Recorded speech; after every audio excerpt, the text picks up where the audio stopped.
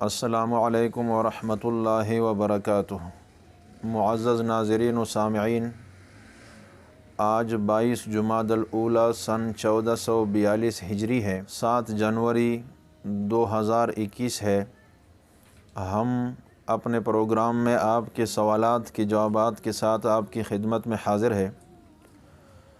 جناب محترم جعفر شاہ صاحب نے سوال پوچھا ہے کہ اگر کوئی شخص وہ گائے کے دودھ میں بھینس کا دودھ ملا کر بیچتا ہو لیکن ریٹ بھینس کی دودھ کا لگاتا ہو تو یہ ملاوٹ کے اندر آتا ہے یا نہیں؟ دودھ گائے کا ہے لیکن وہ اس میں بھینس کا دودھ مکس کر کے بیچتا ہے اور لوگوں سے کہتا ہے کہ یہ بھینس کا دودھ ہے، تو یہ جائز ہوگا یا ناجائز؟ ملاوٹ کے اندر آتا ہے یا نہیں آتا؟ تو اس سلسلے میں عرض یہ ہے کہ جو بھی چیز اصلی بتا کر بیچی جائے اور وہ اصلی نہ ہو تو اسی کو ملاوٹ کہا جاتا ہے۔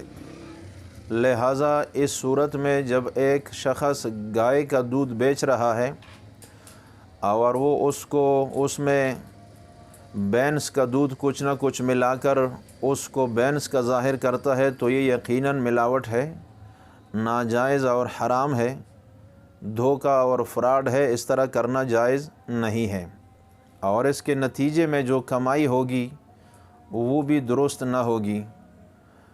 ایک شخص اگر دونوں دودھ ملا کر بیچتا ہو تو اس کے لیے یہ ضروری ہے کہ وہ گاہک کو بتا دے کہ یہ مکس دودھ ہے، گائے کا بھی ہے اور بھینس کا بھی۔ اس کے بعد جو بھی ریٹ وہ لگاتا ہے لیکن گاہک کو اندھیرے میں نہ رکھے۔ جہاں تک چیزوں میں ملاوٹ کی بات ہے تو یہ وبا پوری دنیا میں پھیلی ہوئی ہے، خاص کر ہمارے اسلامی ملکوں میں بھی بدقسمتی سے ملاوٹ کی وبا بہت بری طرح پھیلی ہوئی ہے۔ ہر چیز میں ملاوٹ، ہر چیز میں ملاوٹ، حالانکہ ایک مسلمان کی شان سے اور اس کے مرتبے سے بہت بعید ہے کہ وہ ملاوٹ شدہ چیزوں کا کاروبار کرے۔ جناب نبی کریم صلی اللہ علیہ وسلم نے فرمایا، من غش فلیس منا، جس نے ملاوٹ کی، جس نے دھوکہ اور فراڈ کیا، اس کا ہمارے ساتھ کوئی تعلق ہی نہیں ہے۔ تو لہٰذا ایک مسلمان کبھی دھوکہ نہیں کرتا۔ اسلامی تجارت کا یہ اصول ہے کہ اصلی چیز کو اصلی بنا کر بیچا جائے، اور اگر کوئی چیز اصلی نہیں ہے تو وہ گاہک کو بتائی جائے اور اس کے بعد بیچی جائے۔ بلکہ اسلامی معاشرے کا تو یہ امتیاز ہونا چاہیے کہ اگر کسی چیز میں کوئی عیب ہے، میں ایک چیز بیچ رہا ہوں اور اس میں کوئی عیب ہے تو عیب بھی وہ خریدنے والے پر ظاہر کر دیا جائے۔ تو یہ بڑی بدقسمتی کی بات ہے کہ اسلامی ملکوں میں یہ ملاوٹ شدہ چیزیں یہ پھیلی ہوئی ہے اور مارکیٹیں بھری ہوئی ہے ان چیزوں سے۔ کبھی ایسا ہوتا ہے کہ ایک چیز مثلاً وہ جاپان کی بنی ہوئی نہیں ہے لیکن جعلی طریقے سے اس پر لکھ دیا جاتا ہے میڈ ان جاپان، تو لہٰذا جاپان کی بنی ہوئی چیز نہ ہو اور جاپان کی بنی ہوئی ظاہر کر کے بیچا جائے تو یہ بھی دھوکہ اور فراڈ ہے۔ تو اسی طرح اگر ایک سونا بیچا جا رہا ہے لیکن اس میں کھوٹ بہت زیادہ ہے تو یہ بھی ناجائز ہے۔ البتہ اس میں ایک چیز یہ بھی ذہن میں رہے کہ دودھ جو بیچا جاتا ہے تو اس میں کچھ نہ کچھ پانی ملا دیا جاتا ہے۔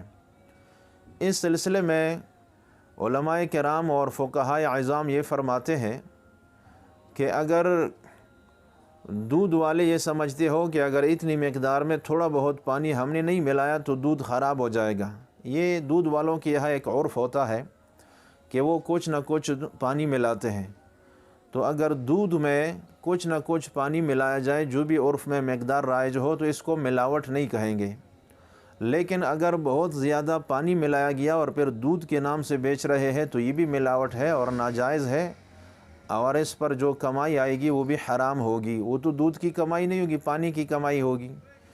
اسی طرح جیسے سونے کی بات میں نے کر دی، تو جب سونے کا کوئی زیور بنایا جاتا ہے تو اس میں کسی نہ کسی درجے میں دوسری کوئی دھات بھی ملائی جاتی ہے زیور بنانے کے لیے یہ ضروری ہوتا ہے، سونار اس کو جانتے ہیں کہ اتنی مقدار اس میں کھوٹ کی ہونی چاہیے، لیکن اگر اس مقدار سے زیادہ کھوٹ اس میں ملائیں گے اور پھر سونے کے نام سے بیچیں گے تو یہ بالکل ناجائز ہوگا اور حرام ہوگا۔ تو اللہ تبارک و تعالی ہمیں سمجھنے اور عمل کرنے کی توفیق عطا فرمائے۔ وآخر دعوانا ان الحمد للہ رب العالمین۔